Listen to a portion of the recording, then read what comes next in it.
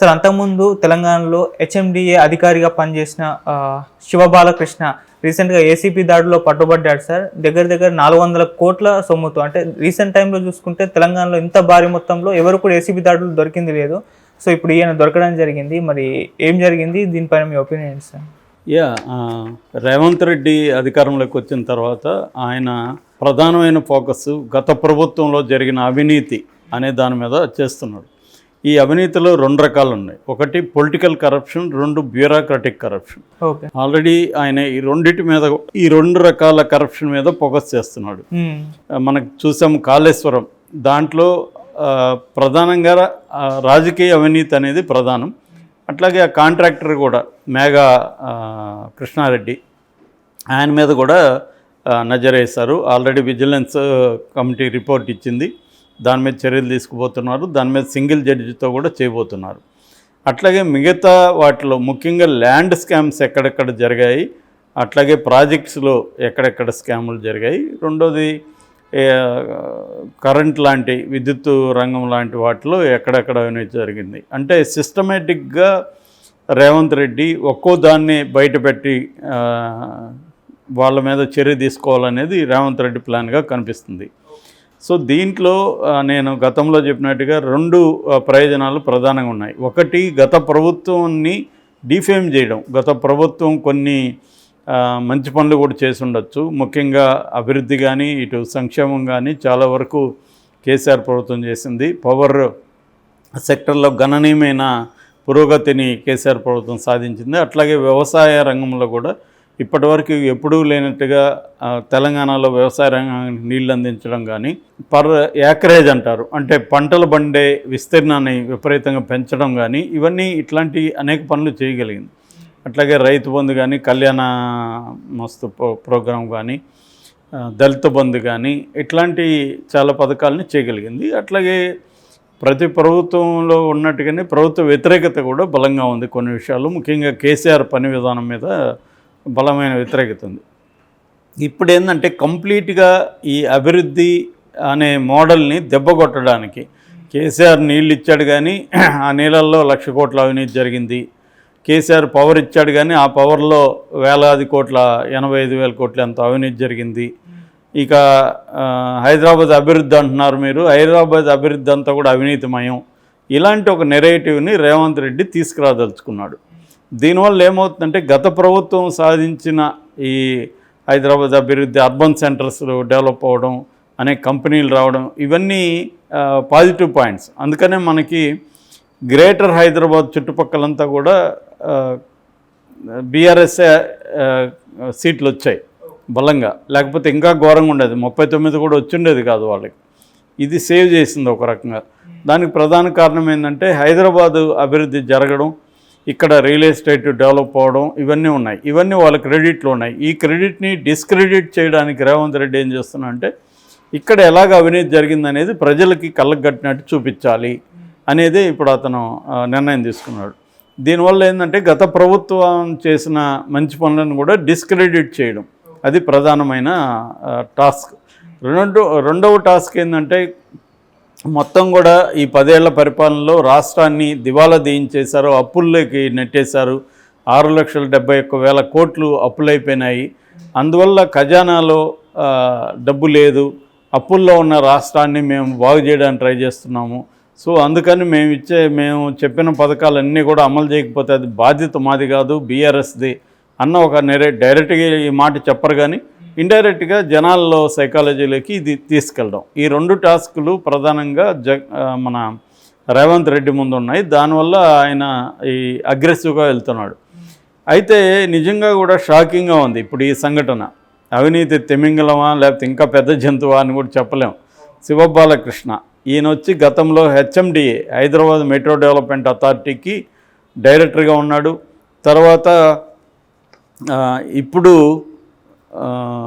దీంట్లో ఉన్నాడు, metro rail limited planning ఆఫీసర్గా ఉన్నాడు. దానికి ముందు కూడా రియల్ ఎస్టేట్ రెరా అంటారు, అంటే రియల్ ఎస్టేట్ రెగ్యులేటరీ అథారిటీ అనమాట. రెరా అంటే ఏంటంటే రియల్ ఎస్టేట్ రెగ్యులేటరీ అండ్ డెవలప్మెంట్కి సంబంధించి యాక్ట్ ఒకటి వచ్చింది 2016లో పార్లమెంట్లో ఒక యాక్ట్ చేశారు, చట్టం తీసుకొచ్చారు. రియల్ ఎస్టేట్ని రెగ్యులేట్ చేయడం, డెవలప్ చేయడానికి సంబంధించిన ఒక చట్టం.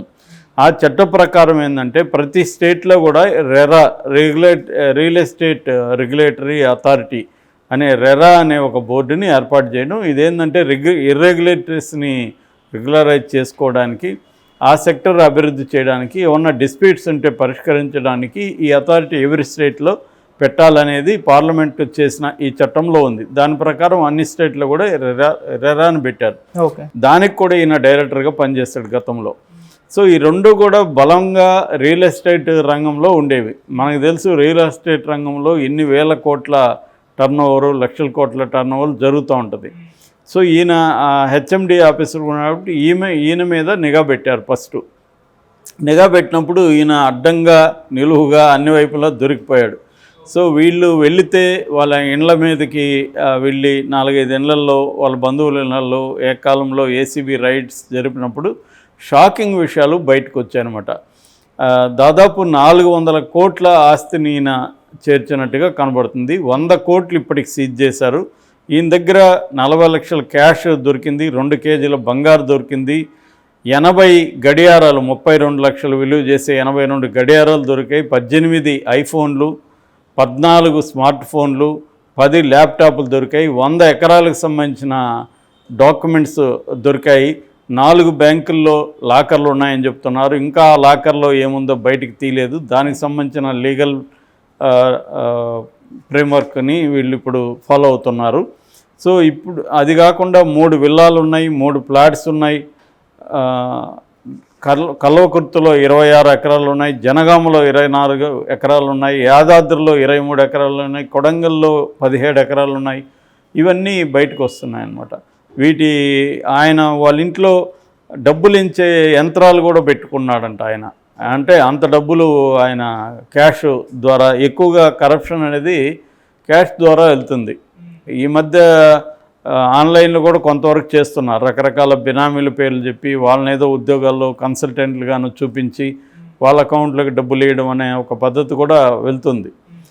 జీపీఏ నుంచి పేమెంట్స్ చేయడం, మళ్ళీ ఆ అకౌంట్లో నుంచి ఇంకొకరి దగ్గరికి ట్రాన్స్ఫర్, ఈ గందరగోళంగా నెట్వర్క్ని చేస్తున్నారు. ఓకే, అట్లాగే బినామీ ఆస్తులు కూడా ఈయన పేరుతో చాలా ఉన్నాయి. ముఖ్యంగా సత్యం, మూర్తి అనే 2 బినామీలని వీళ్ళు ఫైండ్ అవుట్ చేశారు. వాళ్ళిద్దరు కూడా పరారులో ఉన్నారని చెప్తున్నారు. వాళ్ళిద్దరి పేరుతో కూడా చాలా ఉన్నాయి. ఇంకా బినామీలు ఉండే అవకాశం ఉంది. దాదాపు ఇది 600-700 కోట్ల వర్త్కి వెళ్ళే అవకాశం ఉంది. అంటే ఒక్క హెచ్ఎండిఏ డైరెక్టర్ దగ్గరే ఇంత ఆస్తి ఉందంటే ఈయన ఎన్ని అక్రమ కట్టడాలకి, ఎన్ని అక్రమ ప్రాజెక్టులకి పర్మిషన్లు ఇచ్చుండాడు అవన్నీ కూడా వెలుగు తీస్తున్నారు.